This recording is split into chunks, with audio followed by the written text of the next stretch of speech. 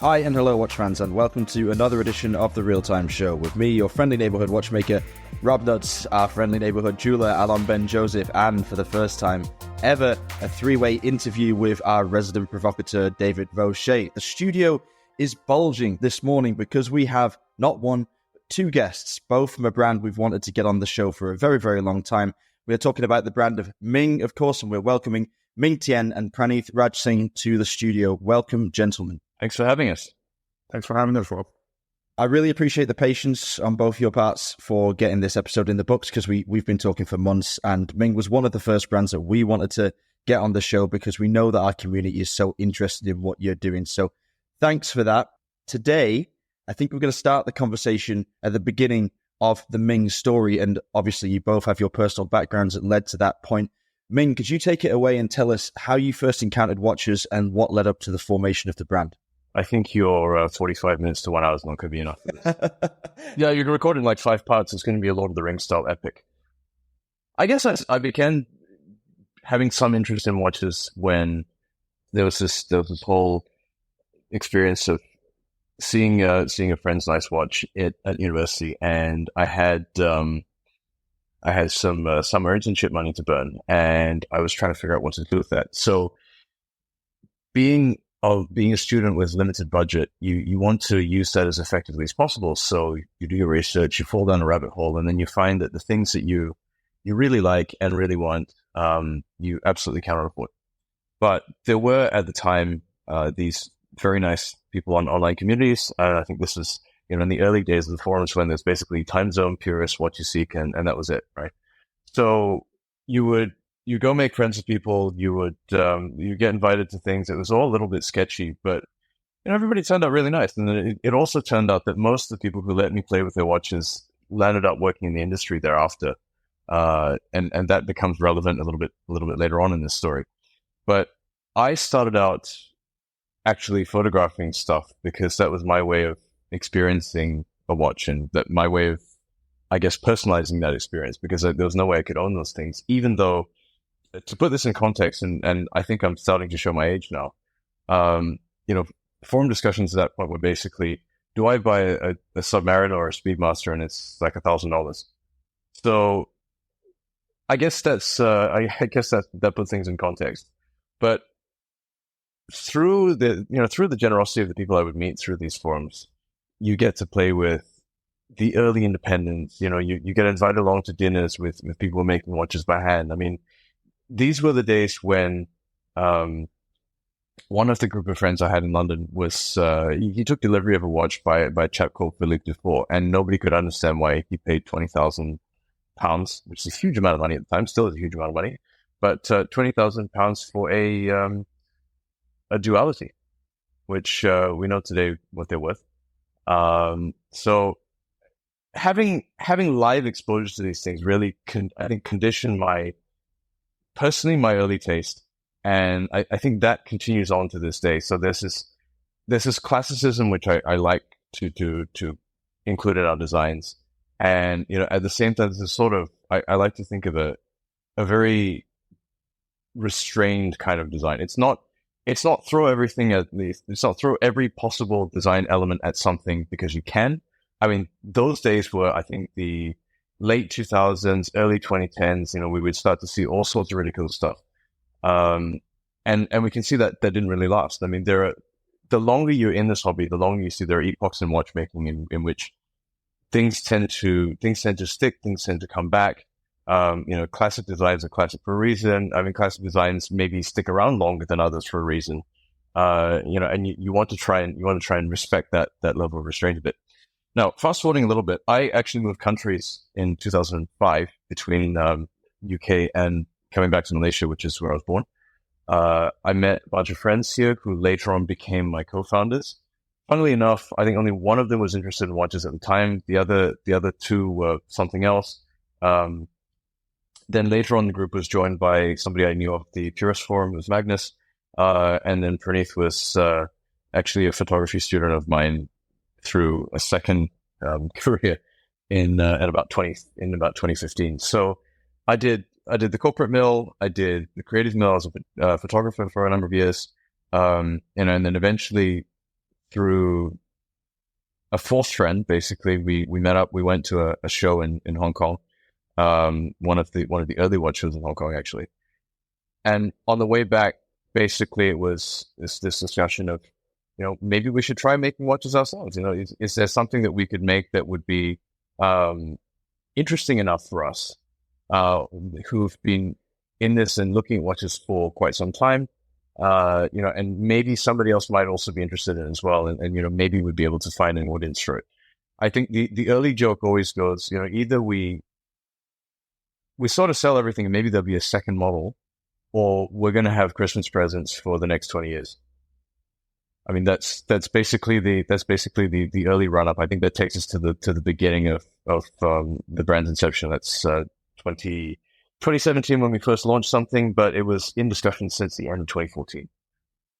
So it's been a while. It's not been a really long time, but it's been a while.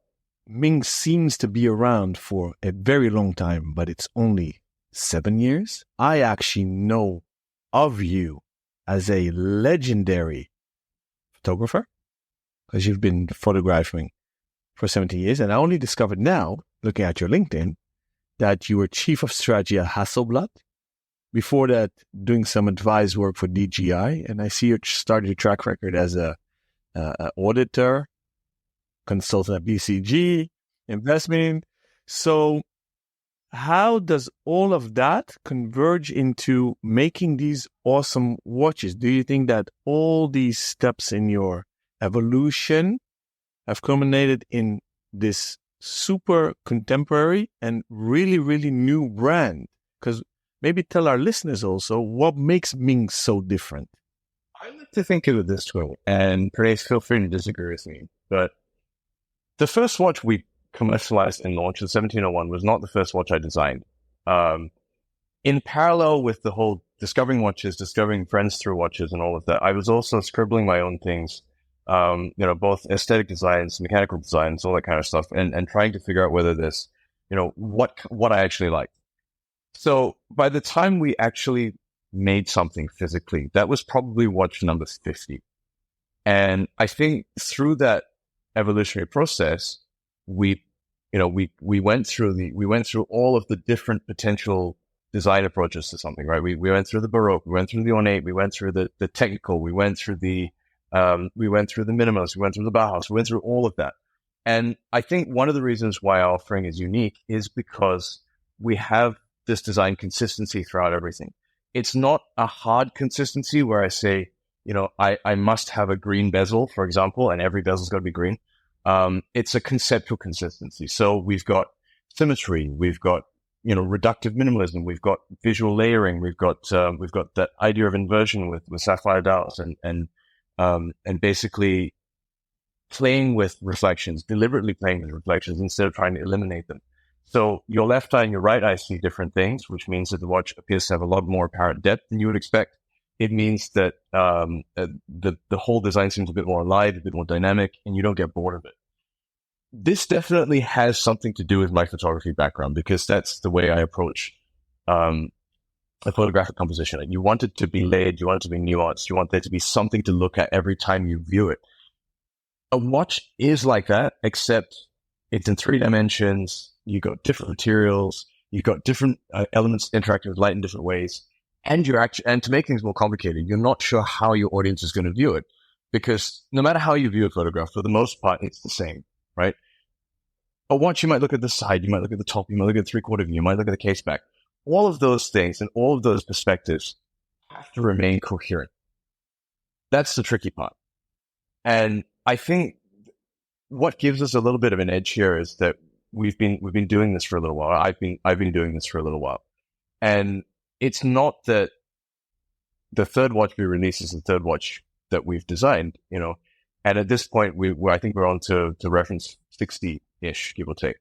It's not the 60th watch we've designed. The graveyard pile is about 500 or 600 designs deep at this point, and that's because things have sitting time, they get revised, sometimes very heavily revised, sometimes they don't fit the commercial strategy, or sometimes it might be something like movement's no longer available, so we can't do that model anymore. But there is a lot of iteration behind the scenes that I think people are not aware of. There's a lot of Even within the same model family, for instance, no two watches in the 17 series have the same case construction, because between 1701 to 03 to 06 to 09, everything basically got improved. Every time we did a new watch, it looks the same, looks like the same family. We changed the construction internally because it was easier to assemble, or maybe it was more efficient, or maybe it was easier to get the alignment right, or maybe we needed to integrate different dial elements or different movements. We're not quite as far down the learning curve at the moment, but every time we do a new family, there are new improvements that we take from from the experience of making previous watches, and we integrate with that.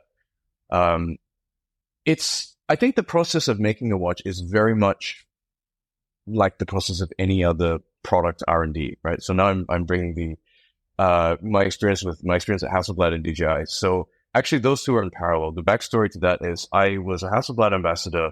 I went to Sweden to plan a campaign for a new product launch.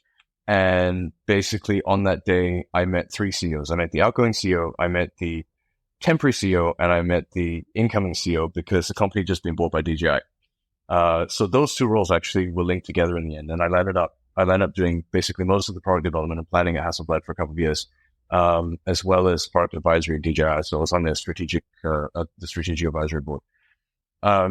It was interesting because the way the two companies work is very, very different. I mean, DJI iterates very fast. They break things. Basically, so long as the outcome works, the process doesn't matter so much. The Hasselblad approach was a lot more systematic, and it's a lot slower. In some ways, I think it was good because you go down fewer dead ends, but at the same time, it was a little bit restrictive. The two current things that Hasselblad's launched, the 907 medium format back, so that basically it's the smallest medium format camera that anybody's ever made, and the X2D, which was the first mirrorless medium format camera. Sorry, the successor to the first mirrorless medium format camera. Both of those were my projects. Number of lenses, the inertial control system that at one point would let you fly DJI drone by just wearing the FPV goggles and looking around. So those were things that I worked on back in the day. Now, I think the approach of not really fully understanding what's required to create any of these products is what led us down that road in the first place. Because if you know how big an engineering task you're facing or manufacturing task you're facing, you're inclined to go, no, you know what, let's not do this because it's going to be unnecessarily difficult. It's the same thing with watches. We have no history. We don't claim to have history. We could have bought a 200-year-old brand name and said we've got 200 years of heritage and some fancy Swiss brand name that even we can't pronounce. And I'm glad we didn't, because what it's allowed us to do is basically say, look, we don't think that there's such a thing as a right or wrong way to make something. We know what we want conceptually, and we're open to working with whoever is in the industry, outside the industry, whoever can deliver what we want. And increasingly, a lot of the suppliers we work with are actually outside the industry, both to try and improve our lead times, but also because people within the industry are not willing to do what we want them to do. So in a roundabout way, I hope that answers the question. For our listeners, if you want to look at what we're discussing, go to ming.watch. So that's the website for Ming watches.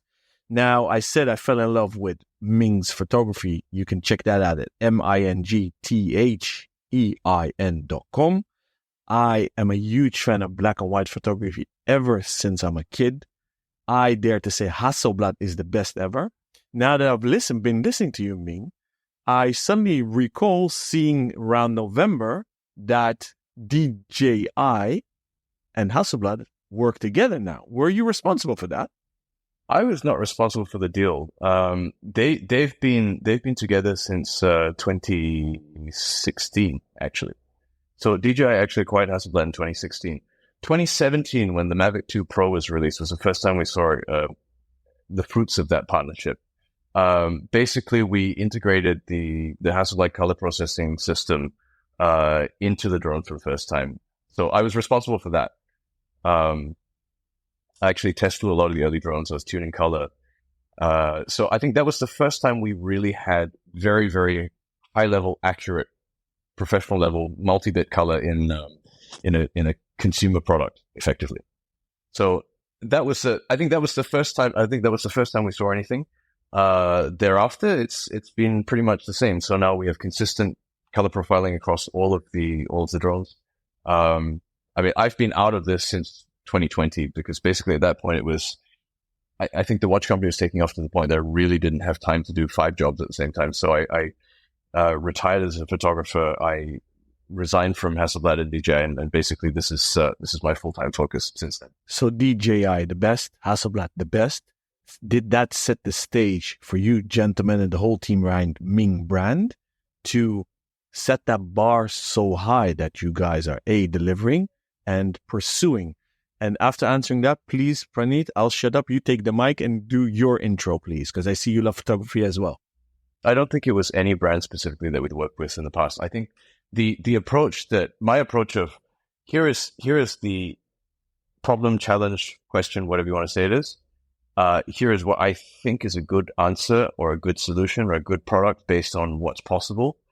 That's independent of who I'm working with or what I'm doing.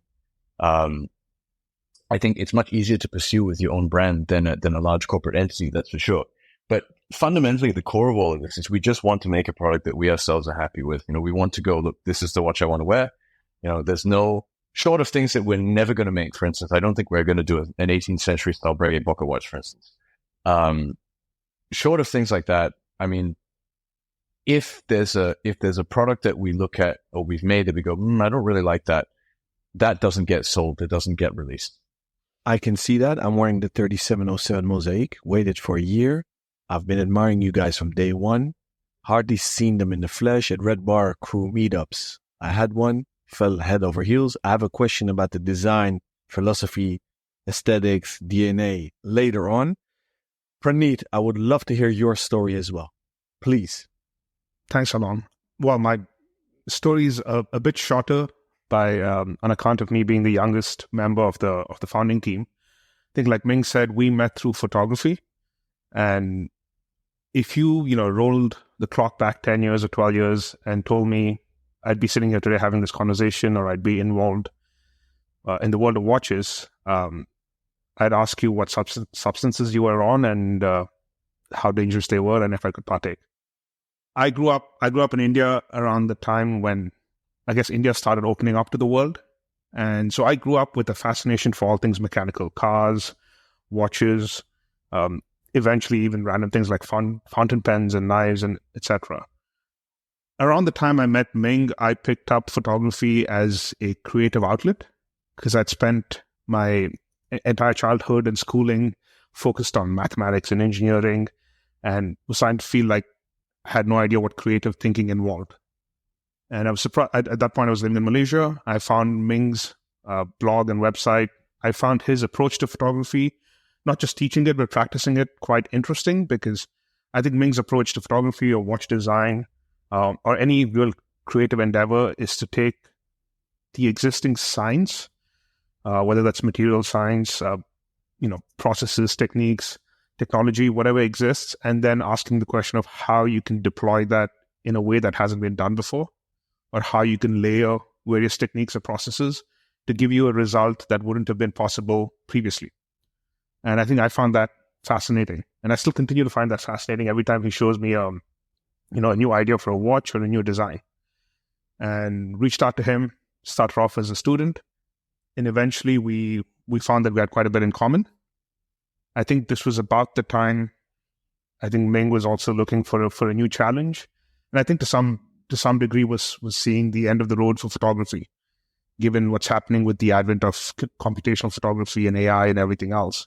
And I remember one day he was like, hey, so I've always wanted to work on a watch brand. And, he put me in touch with the other founding members. We all got along quite well. And he asked me if I wanted to be a part of this. And I like to joke that I was at the wrong place at the right time. But I said, at that point I was finishing up university. So I said, screw it. What's the worst that could happen? This sounds fun. And why not? And I think that's characterized a lot of the relationship between me and Ming as friends and colleagues is he'll call me at whatever hour of day and he'll say, what if we did this? And my response usually isn't, you're crazy, I need to go back to sleep, call me tomorrow. It's usually, that's interesting. And then how much it's going to cost. Well, that's nowadays my job is to figure out how much it's going to cost. But I think we work because my response has always been, that's interesting. Why do you think that's going to work? And how would you go about it? I want to pick up on exactly what you've alluded to there and talk about the design process. So what are the steps that you walk through? Because there's 6 of you in the control positions, but I'm sure you all have very defined roles in that process. So where does an idea first start, and how does it get developed to the point at which we can buy it? Well, I can take this to start. I think the unofficial motto within the company has always been designed by dictatorship, and that's very much true. Even in the early days, the way this would work was Ming would come out with a concept or an idea or a design, and he'd put it to the rest of the group. Back in 2017, 2018, it was 6 of us. Now the team is much bigger, and pretty much everybody on the team has access to the design board or the design folder, so they can always go look at it and share opinions. And I think the litmus test always is, if Ming presents something and all of us hate it, which hasn't really happened so far, but if all of us are like, hey, this doesn't work, then it doesn't move further, and Ming takes it back, and we discuss why it didn't work, and maybe he makes some edits and changes, or it goes into the graveyard. But if Ming shows us something and all of us love it, or most of us love it, then we start trying to poke holes in the design or the concept and try and figure out how it could be better, or how it could be different, or where we might not necessarily be objective about the design, and give it sitting time. And after some sitting time and attempting to poke holes in it, if we're still in love with the design, that's when it moves into development and prototyping. I'm actually very concerned when everybody likes it straight away. And that's a very strange thing to say, but it really, to me, I feel very odd when, if you can understand all of what we're doing now, even though it's a watch that's supposed to be released 3 years from now, we have a problem, because it means 3 years from now, it's not going to be interesting anymore. And I found this with most design, good design, or design that makes an impact in watches or otherwise, you have to be kind of uncomfortable with it at the start. There has to be a degree of like, something is a bit off, or something is unfamiliar. Maybe not off, but something is unfamiliar. And I think we have actually had things in the past where initially everybody went, I don't get it. But it's stuck, right? And it's stuck partially because you leave it on the wall, it has sitting time, you come back to it, you look at it, maybe you get used to it, or maybe you just think, you know what? There's something here, but when I initially saw it, I didn't quite understand what I was looking at. And then one day it clicks, or I'll make a small change here or there, and then it'll suddenly click. The thing we have to remember is the 1.0, version 1.0 stuff never makes it to production. And most of the time, by the time we go to production, we're on, 3.20 or something like that. And those little tweaks do make a big difference. Sometimes it's proportionality, sometimes it's changing materials, something that's got to do with production feasibility. But I think the design process it's something that we can't democratize. I think design by dictatorship is maybe a little harsh, but it's hard to democratize, because the minute you start democratizing the creative part, then you lose coherence, right? You lose that ability to make all of these disparate elements work together, and work together in a way that makes something distinctly identifiable as being one of us. I think that's the biggest challenge. If you say, I'll do the case, somebody else does the dial, and then somebody else does the hands, it doesn't work, because you're going to land up with something where, if proportionally we change one or two elements in the case or the dial or the hands, it works. If it's not quite there and you can't see that, no matter how many iterations you do, you're never going to get something that works properly. And I take this process quite seriously, because if it works because it's harmonious, and then we can defend that design. I don't want to make something where I'm trying to design for a target market. I hate that word, because firstly, it gives me an eye twitch, reminding me of my old career. And secondly, if you're trying to design for somebody you don't understand, you're trying to make something for somebody whose preferences, intentions, biases you don't understand, how are you going to do that? So everything we make, we have to like ourselves. At least then we can say, look, it was this way, this design choice, because we wanted to achieve this, or because we wanted to look like this, or because we wanted to feel like this. And I think that's also very important. So one of the things we love doing on the Real Time Show is talking about the business side and playing CEO. But we actually have the CEO and the founder on this particular episode. So I'm sorry, Ming, I'm going to make your eye twitch more because I want to pick up on the 3-year, and I know it might vary a little bit, but the years-long design cycle for a watch. And I want to do that in the context of the watch industry currently, because Ming was one of the brands that really took off during COVID, as did the industry generally. And my own particular hypothesis is that I think we're on a downswing now. So my question to you both would be, what is your hypothesis going forward for the watch industry? And how is Ming trying to adapt to that as maybe we enter a new phase post-COVID? I think we've actually been proactively adapting to that even before this. The 3-year phase to delivery there's a few things going on here. There's the design side, there's the sitting time and design acceptance side, there's R&D that needs to be done, prototyping, orders, delivery of, just general lead times, delivery of components. I mean, during the peak, we would be looking at 36-month delivery cycles. I mean, even now, realistically, if we press the go button today, submit all the finished engineering drawings and 3D files and everything, we'll see a watch 18 months out.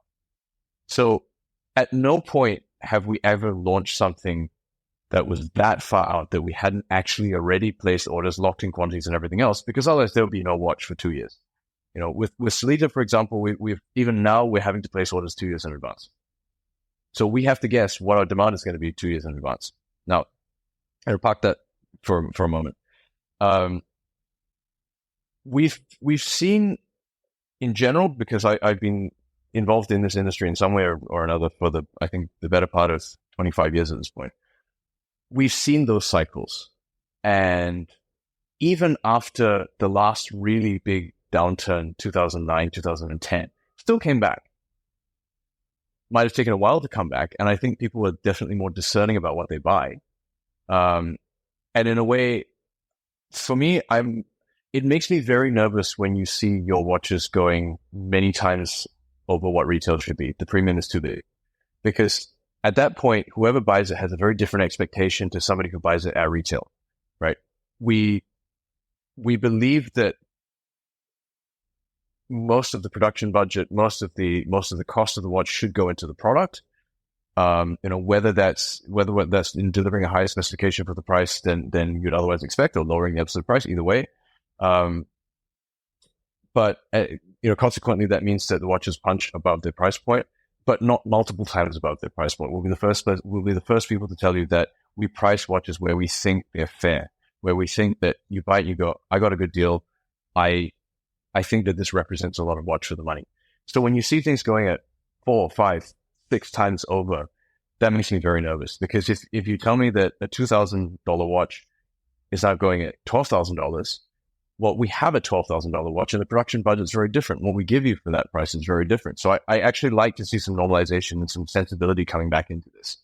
I also like to think that, collectors are going to be a little bit more discerning in what they're buying, and hopefully that gives us an advantage. But this is a very subjective. I think preferences are a very subjective thing. We recognize that, and so long as we can defend, again, coming back to design, so long as we can defend our design choices, at least we have some consistency there. There's a lot more on the business side. I think Praneeth is better positioned to answer the rest of this. To me, the one thing I find, I guess, interesting is mechanical watchmaking is quite at odds with social media, even though today most of the watch community relies heavily on social media to stay connected worldwide. It's at odds because everything in watchmaking happens much slower than we're used to this day. When we look at technology or software or any other major industry that we come face to face with. And social media, on the other hand, is very fast paced, and 24 to 48 hours is basically a dinosaur at the end of it. And that's always been interesting and a challenge, I think, not just for us, but for watchmaking in general. And I say this because, David, when you say we're at a downswing, I think we're definitely in a period of rationalization, which was long overdue. What we saw during the pandemic, everyone knew was not sustainable. And like Ming said, it makes us very nervous when watches trade at 5-6 times retail, partly because, like Ming said, we can put in far more into a watch where you have a higher production budget, but also if you were to buy a watch at 5 times retail from the secondary market, as a collector, you may now have the expectation that comes along with that price point. But when when Ming designed the watch, we planned the production, we planned the overall experience. It wasn't planned around the budget that a 12 or 15 or 16K price point would allow for. And that creates a very dangerous situation where it can leave both collector and brand frustrated because we can't deliver the experience you may be looking for, given what you paid for that watch. And part of the reason we can't deliver that as well is, and I think this is the other less common nowadays, but during the pandemic, quite a common misconception is the wider community, at least on social media, seems to think that when watches go for a premium, the brands benefit directly. We do not, right? We only sell our watches at retail, and that's what we get as a business and a brand to run.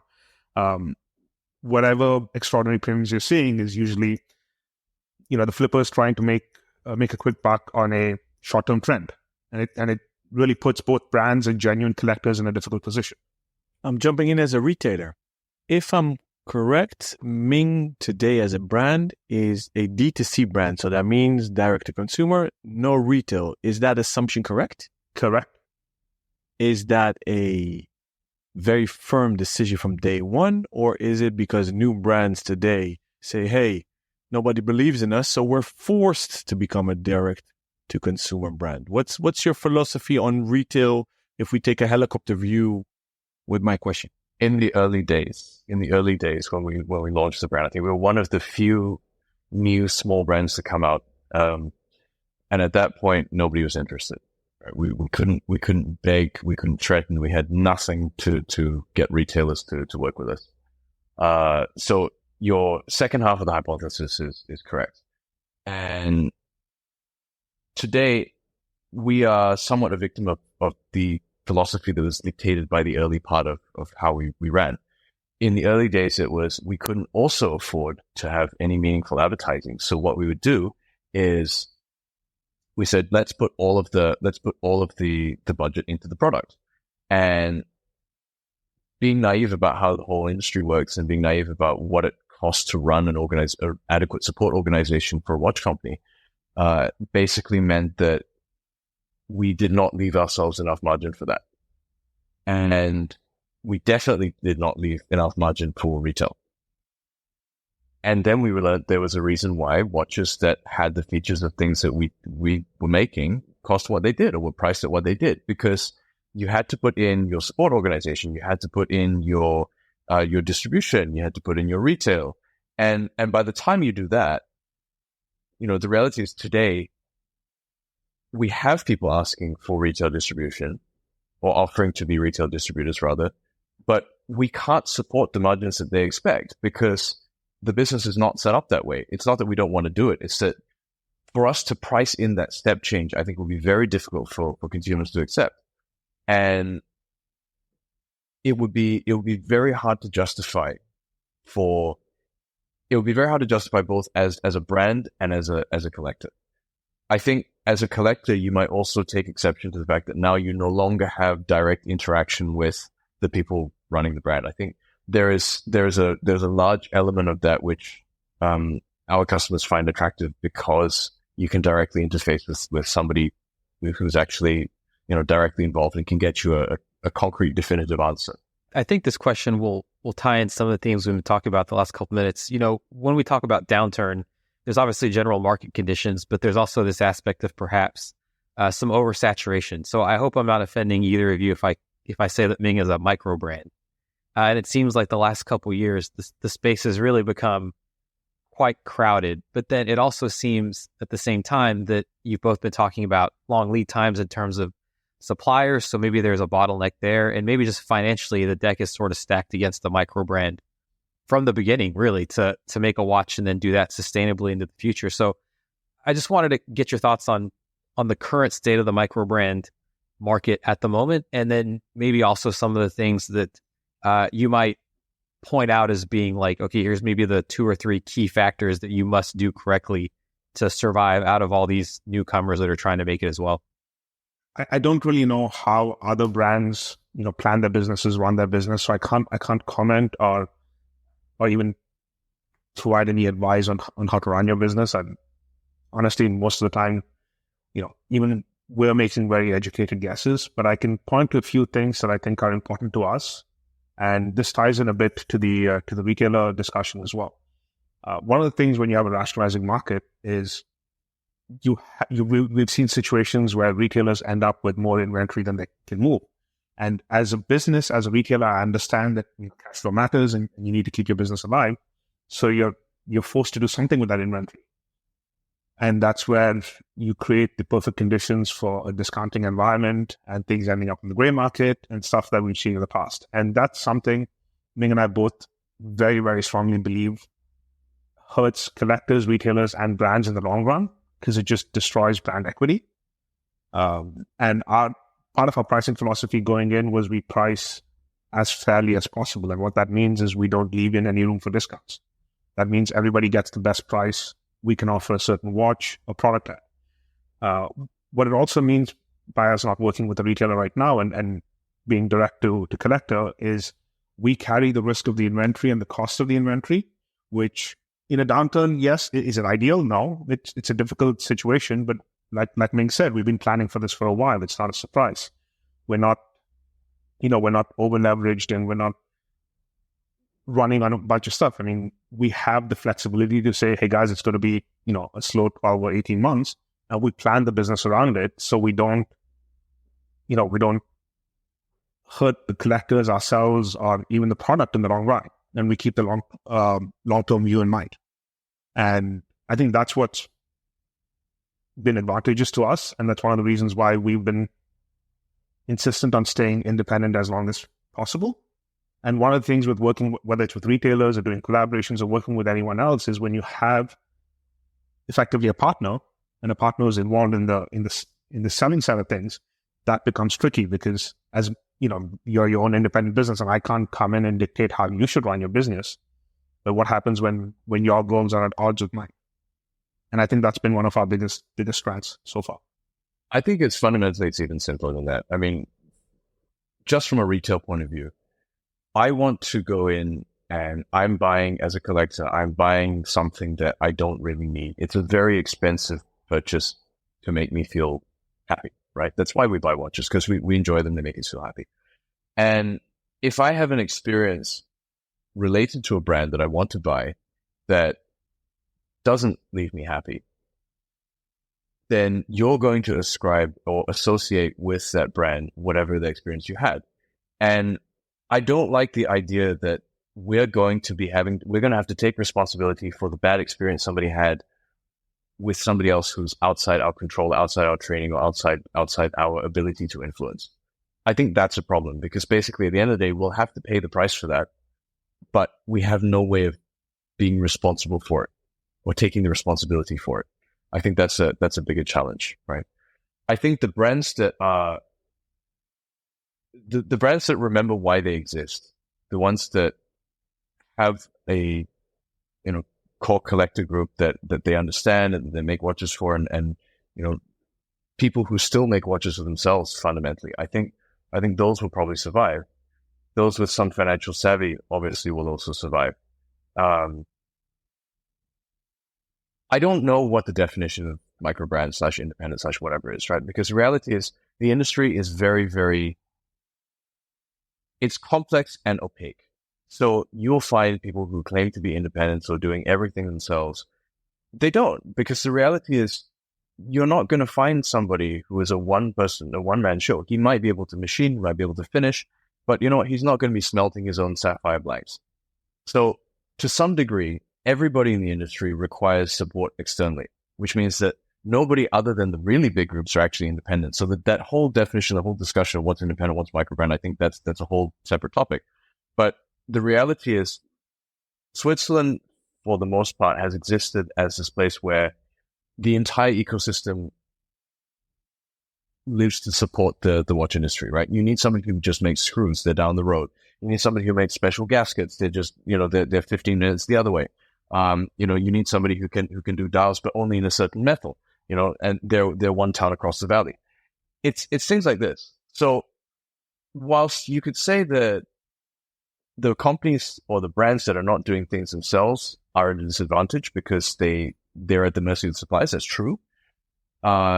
You could also argue that a company that has to do everything themselves, everything internally, and carry the overhead of that during a downturn, they actually face a lot more risk because they have to keep those people employed.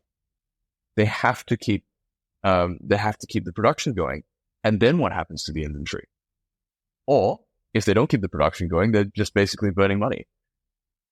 At least I like to think that the smaller brands, if they're smart about it, they have the flexibility of throttling back a little bit. One of the things, and Ming, we've talked about this before. I think we've said we built this brand, we built our brand on the strength of partnerships, and I firmly believe that. And part of that means when we start a new project or when Ming has a new idea, because we're not completely vertically integrated, we're not constrained by saying, "Hey, we own this type of CNC machine, and you can't do that because the CNC machine that we paid $1 million for isn't modern enough or up to date enough to do that. So you have to, sacrifice the design to make it work within our constraints." What we can do now instead is say, "Okay, this is the concept, and here's what we want to do, and we think this is awesome. Who are the best people to work with to develop this?" And I think that affords an incredible amount of flexibility. The other point I had was, I think, and this stood out really to me in 2019 when we were in Switzerland visiting the supplier who helped us develop the Sapphire Mosaic process. I remember walking into that meeting, and the CEO and the CFO of the supplier came in. We went into this very nice looking conference room. We had coffees. We were chatting about the product, and we were running into some issues with the lasering technique for the Mosaic process. And at some point, Ming goes, "Can I talk to the engineer? The guy who actually operates the machine?" And I see the CEO and the CFO look very, very confused for a second. And eventually they go out, they leave the room, they bring the guy in, and then Ming and this engineer go off to a corner. They find a little glass wall with a marker, and Ming starts discussing parameters for the femtosecond laser. And I swear at some point I saw the CEO's jaw drop. And about 20 minutes in, he comes over and he tells us, he's like, "I've never been in a meeting with a brand where the founder, the designer walks in and effectively gets, rolls up his sleeves and gets some elbow grease on, because usually it's just, this is what we want, figure out how to do it." And, where do you fit that within this whole debate about how much involvement the designer or the watchmaker or the person who's responsible for the genesis of the watch is involved in the production? Because I know for a fact that if not for that meeting and Ming's direct interaction with the engineer, we probably would not have cracked Sapphire Mosaic for another 2 or 3 years. We cracked a lot of mosaics, that's for sure, in making them. Well, yeah. No pun intended. And I don't know if there's an answer to this debate. I think the whole microbrand independent, big group labeling is perhaps too restrictive. At the end of the day, you just got to make watches that you like and that you hope everybody else likes and are happy to wear. I love that how transparent you, gentlemen, are about your partnerships and how you produce stuff. And I want to talk about the manufacture topic. So Movements, one of the partners you guys have, you mentioned Celita. For me, you guys are also synonymous to Schwartz Etienne. It's a hypothesis. I've never asked Schwartz Etienne or anybody in the market, but it seems you guys do more watches with their calibers than they do with their own watch brand that they also have besides being a caliber manufacturer. Please walk us through what calibers you use, how you select them, and if you have the ambition to become a producer of calibers. It's a fairly correct hypothesis, put it that way. At the entry level, we use calibers from Celita. We use the 200. The 210 we don't use for the moment because if we go automatic, we use the 300 and the 330 in various versions.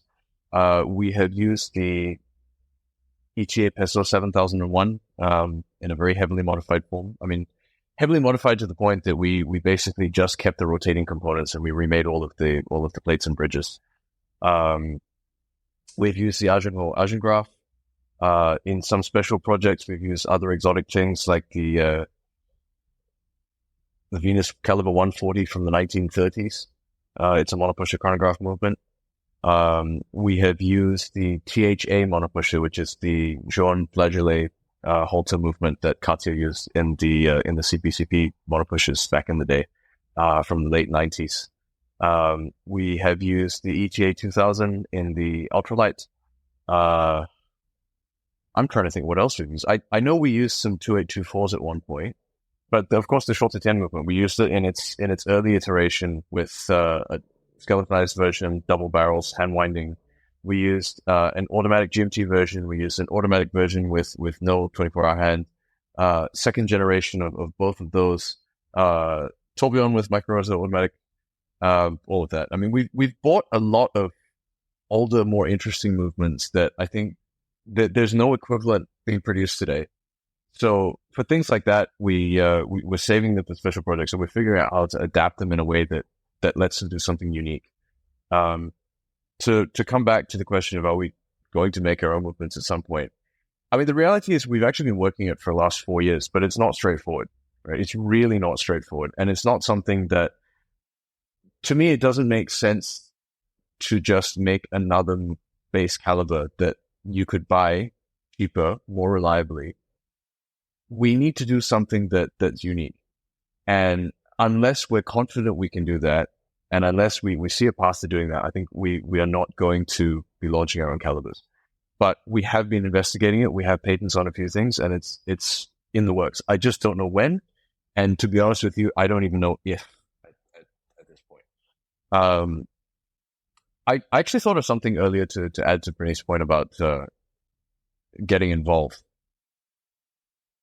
This is not the way we work is not we go to SE and say, I would like a variation of your movement, please propose something.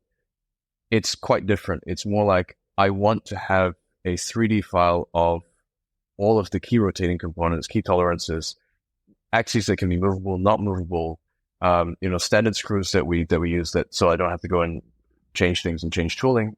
And then basically all the bridges and plates get redesigned and the finishing gets redesigned. That to me is a sort of minimum level of customization that I would consider acceptable, right? So I'm the one doing the redesign. And moving forward, actually from this year, there will be watches which we produce that will no longer say made in Switzerland. And that's not because we're moving production out of Switzerland. Conversely, it's actually to coincide with the fact that we are going to be moving production to our own facility. However, there is a clause that basically says, if the construction and design work is not done in Switzerland, you can't put made in Switzerland on it, regardless of what you do in Switzerland, right? You could have 99.9% of the value being done in Switzerland, but if you do the construction somewhere else, that doesn't count. And the reality is I'm doing more and more of the construction here to the point that, I think we're 99% set in terms of the design layout, in terms of the general features of the internals. And basically by the time it goes to production, our partners are just adding machining tolerances specific to the machines they're using, right? And threading and things like that. So we don't qualify for made in Switzerland because I'm doing the engineering work in Kuala Lumpur. So that is the level to which we're involved. And I think that's a greater level than a lot of brands, regardless of size, or classification, to improve the engineering, for instance. I will spend time with the watchmakers assembling the previous watch, understand what the frustration is, what their frustrations are with assembly, because at the end of the day, if it's easier for them to assemble something for us, it means higher quality, more consistency, lower costs, all of those good things. So I need to understand at a very, very basic level, how things are being put together. And if you can't do that, then it's very easy to theoretically engineer something that can be machined and it can be built. But in actual practicality, it turns out to be very, very difficult. So we try to avoid that by being as hands-on as possible through the whole process. I mean, that was a fantastic segue to Swiss made, certainly, but I think just generally speaking, especially with movements, I think there's a fair amount of romanticism in terms of where it's made. So for me personally, I'm happy to see more French movements coming about. But at the same time, it sounds to me like when you talk about having more production move to KL, it's a very pragmatic decision. It's not production, it's design. Production is not moving to KL. Sorry. So actually, that's a better point then for my question. Is any of that romanticism present in your thinking in terms of I should make it here because of this reason? Or are you all fairly agnostic in terms of where things get made as long as it's the best product you're getting for your money? It's definitely the latter. I mean, we're agnostic because at the end of the day, I don't think anybody really cares so long as the product delivers what it's supposed to deliver. And if we can deliver something cheaper and more easily, or sometimes it's a case of can the supplier do it at all? You know, there is an advantage in Switzerland where you basically have the whole ecosystem that supports a lot of these niche industries. But at the same time, that ecosystem tends to be quite rigid in its thinking. So there have been examples where, you know, we'll go try and machine things and basically whoever it is we're working with is basically saying, no, we can't do it. You can't do this. You've got to make it thicker. You've got to do that. And you've got to do something else. And then we'll find a partner outside who goes, yeah, sure, I can do that in that material. That's fine. I mean, they may be in Switzerland and they're not in the watch industry. So a good example is Reto Helfenstein from Helfenstein Fine Mechanic, who's doing the cases for our ultralight, right? He's not worked with the watch industry with the exception of some components for Oxen Junior back in the day. But he actually makes parts for Pilatus aircraft and a lot of medical implants. But he's used to working with exotic alloys. He's used to working with weird tolerances, and, you know, that worked. So we try to find the best possible solution. And a lot of the time, the best possible solution is in Switzerland because that's just the way the industry is set up. Sometimes we've got to go further afield.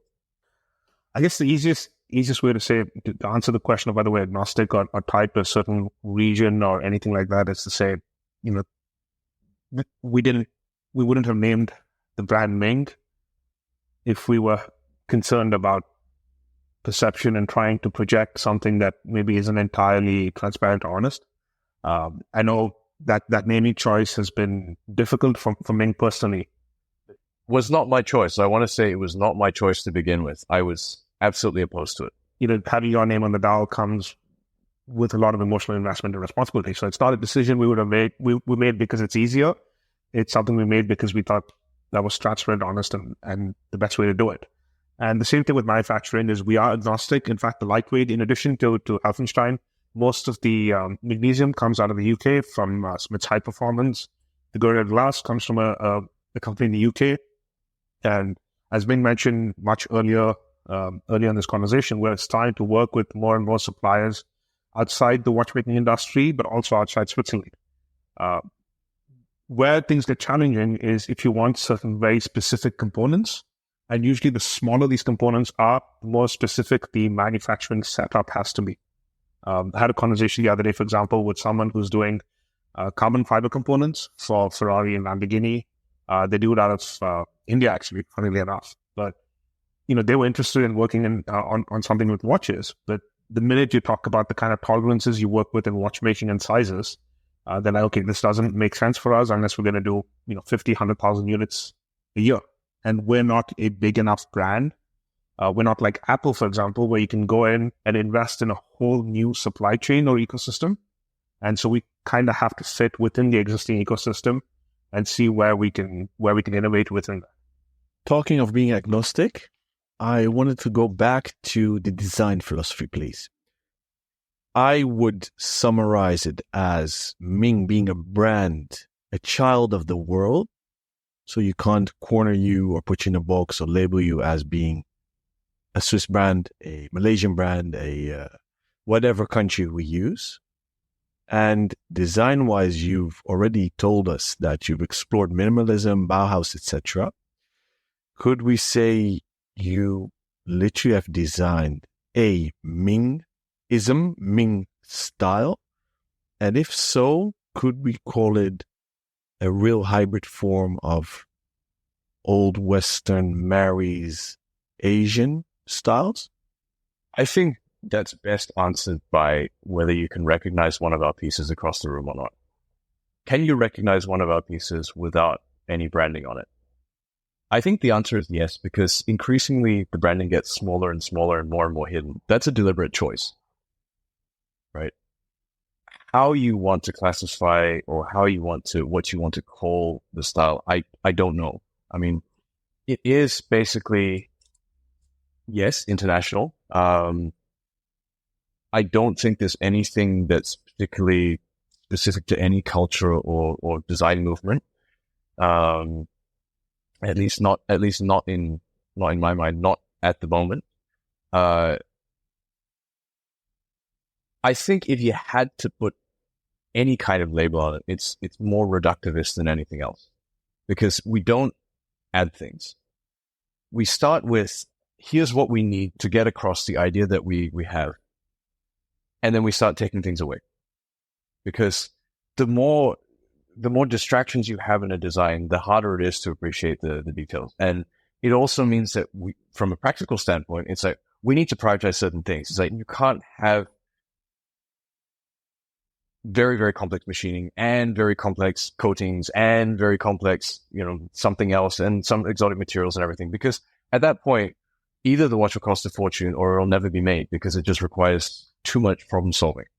So we try to work with one element at a time. We vary one or two, at most two elements at a time. That's one of the reasons why we have special projects. So we use that to develop all of the exotic technology that later filters down into the rest of the product line. But for the most part, it's not a philosophy that's averaged or middle or conservative, but I don't think we're that extreme either. And I think that's keeping that sort of reserve is what makes a design that can stand, and a design that you don't look at after a while and go, that was a little bit too much, or I'm getting bored of it because it pitches over. One of the things I do fairly regularly now that we've got a bit of a longer design archive and a bit of longer history. Partially also because in the early days we had maybe one or two prototypes. They didn't work properly, or they went out to press and basically, there was never really a chance to live with them. It's only now that we've managed to get those serviced and back and refreshed and everything, now that I'm actually able to go back and wear some of the early watches again, as strange as that sounds. So part of that, I think, is also helping me to keep in touch with I guess, the simplicity that we had in the early days versus the sophistication that we try to bring now with the more experience we have in terms of just, manufacturing techniques and things like that. So it's an evolution, but at the same time, it's not the kind of evolution that, takes very, very unpredictable twists and turns. It's an evolution by stages, but at the same time, it is very much, it's very much staying true to those design principles, those philosophies that I explained much earlier on.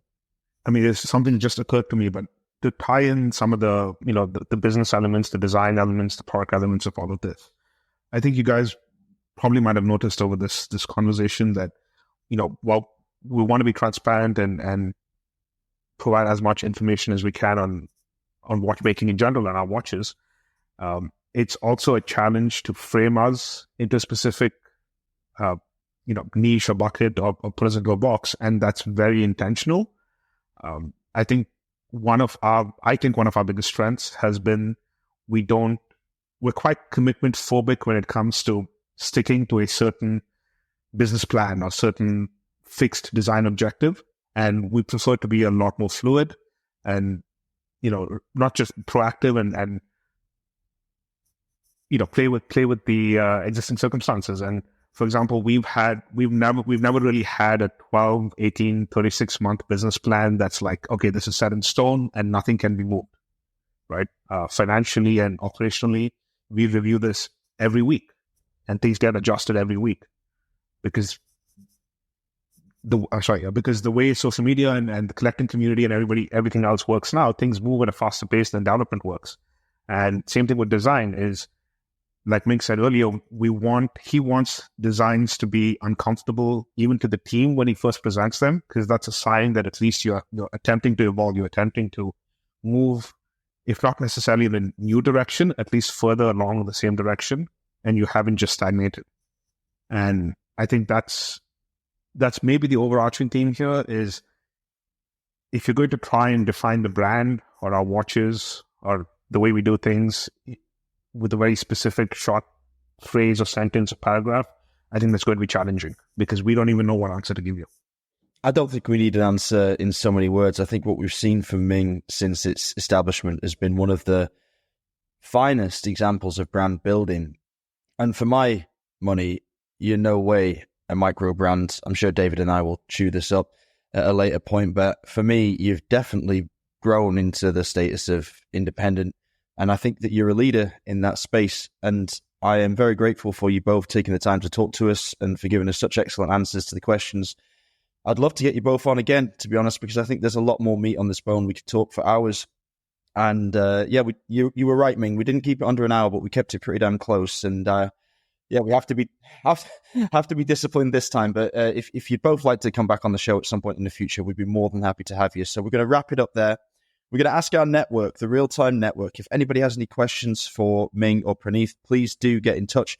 Let us know. As I said, we'd love to get them back on the show and pick their brains a little bit more in the future. You can contact us via the usual channels, either our dedicated Instagram handle at therealtime.show or via the contact form on the website, www.therealtime.show. You can contact Alon or I via email, either Rob or Alon at therealtime.show. You can find David on Instagram at DAVAUCHER.